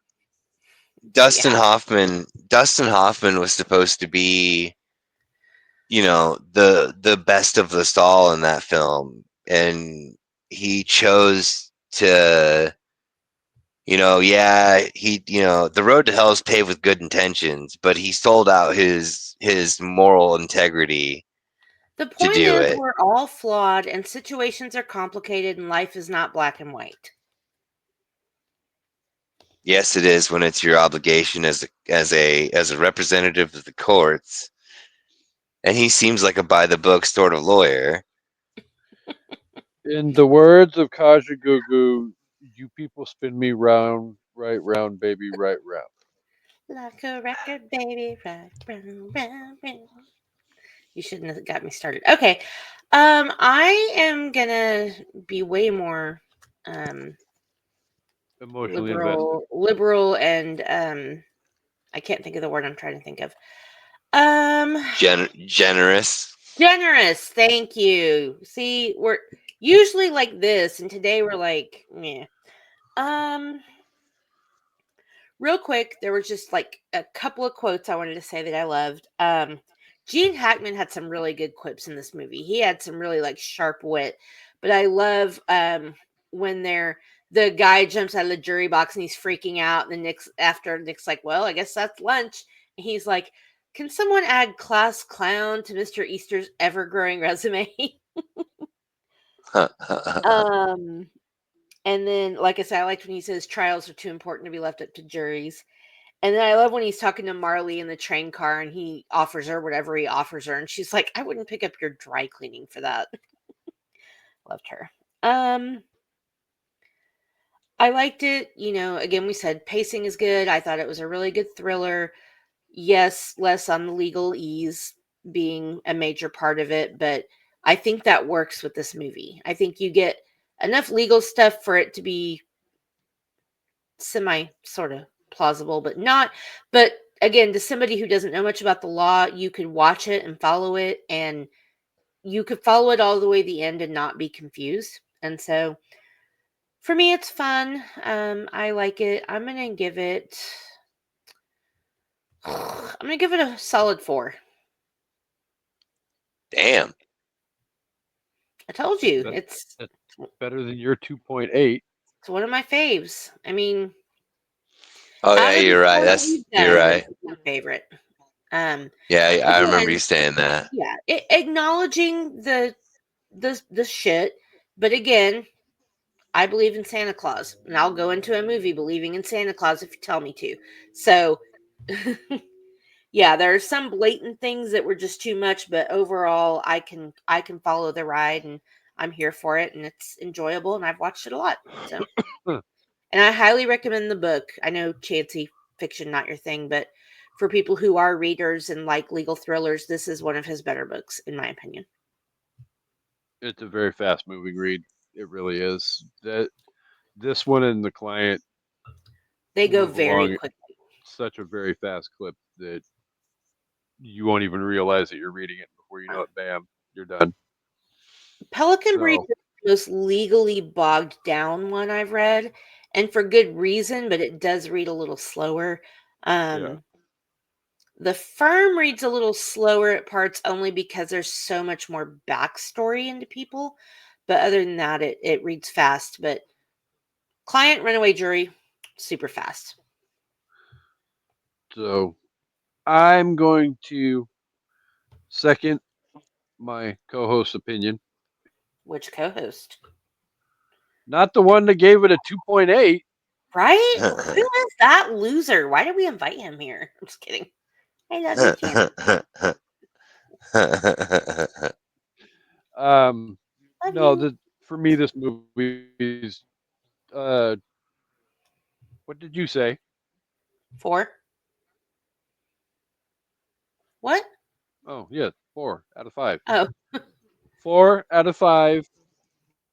Um, images of Rachel Weisz on the screen because I can't believe so you hot. waited so long. Yeah. Oh no, that literally was going to be. I skipped over what I hated about the movie, but that literally was going to be about the only thing I hated about the movie was there wasn't enough Rachel Weisz in this movie. She was great. So, And to be fair, Chancey and I didn't um, give you much time to talk, so I'm sorry. Yeah, that's my bad, no, dude. It's our bad. no, it's fine. It it's fine. It's the I'm huge. going to move into the conclusion though, so that hopefully we can be off the air in under 2 hours. That would be great. Thanks, So, Unpop Cornels, for as hanging always, cornels. did you just call them unpopped cornholes? Don't let me talk anymore. I'm so tired. Cornels. Unpopped Oh my cornels. god! Oh my god! She's That's gonna insulting the make fans me. already. That's gonna make the outtakes. I'm gonna write that in the book. Unpopped cornels. Where's the book? Yeah, Yeah, somebody clip that. That's a Here, good. That's a here's the real. book. I'm gonna write That's a it. real. I will be emailing you the videotape so that you can, at 1 hour and 54-5 minutes, add that to our outtake reel. Let's go into our quotables So, pages in my notebook. all right. So we can't wrap the episode up in literally 3 minutes. So here we go. Uh, can't wrap the episode up without telling the unpop colonels how much we love them and appreciate them for being here each and every week. You guys are awesome. You guys are amazing. Chancy Greif, where can the listeners find you? On Instagram and TikTok, it's the Red Eye Roundtable. On X, it's Red Eye Table, and on Facebook, it's that's my first name. Seek me, and if you find me, perhaps you'll win a prize. Maybe, Wait, what? Prize? I want a huh? prize. Well, Mine? you see, If you Mine? find see, him, you have to go. we are. If you go, You if already you know find me. him, you have to go on Maniacal Music Musifications. That's not. That's not true either. I was gonna say. I'll come, but I'm No, coming with a Taylor Swift album. I was gonna say that's. It's more of like a. If it's a scavenger hunt. If they find me and they have an option that hasn't been brought on, then I'll bring it on on their behalf. But if I don't like it, then I'll let them know on the show as well. But like, you know, All right then. stuff and things. You I know, things usually and stuff. Okay. the things with the stuff and the thing. I'm Amanda, what's I'm coming up on the Amanda. sip list? I am host of the Sip List, which is on a vacation right now. And Casey will tell you what we have coming up, but I will mention one of them. Week after this will be my birthday episode, and we will be reviewing Better Watch Out. It is a Christmas horror movie. It is a shit show, but it is a good guilty pleasure watch. So if you want to hear us review it, go watch it. I believe it is on Tubi. I'll look that up real quick while Casey finishes up, but I believe that it is Yeah, on you better let me know Tubi. because. So yes, we will be back here. Probably our usual bat time to record Amanda's birthday episode, which will air as of release date for this 1 week from now. So it'll air on December 4th. But coming up after that, we've got Black Christmas. We've got Miracle on 34th Street. We have Recast the Past, National Lampoon's Christmas Vacation, and then also, and that one will release on Christmas Day. The other half of the Christmas Day doubleheader is going to be Silent Night, Deadly Night, because at the end of the day, we are going into Halloween Horror Fest, and we're going to do not Halloween Horror Fest. Ha ha! Holiday ho ho ho I was fest, like, I'm not going to say anything. and Right? we're going to do it the only way that an evening at the movies can do it, with a whole lot of horror and a little bit of tradition. So that's what we got coming up, and then we're going to kick off the new year with a movie that I know Chancey Greif is excited to sit down and watch and talk about, and we'll be talking about The Notebook. Yes. So Right. with all of that said, Sorry, real go quick, ahead. Better Watch Out is on Peacock if you have a subscription. It is also on the Roku channel and Tubi. So there you go. Tubi has ads though. Peacock does not. Yes, yeah. So if you have Peacock, but some people don't, so Tubi is free with ads. Thank you guys. I highly recommend the talk. Yes, as do I. That's what she said. Thank you guys all for listening to the Unpopped Kernels.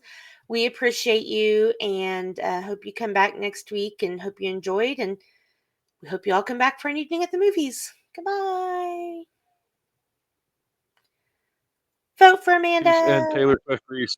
Woo, Taylor. Don't vote for Amanda.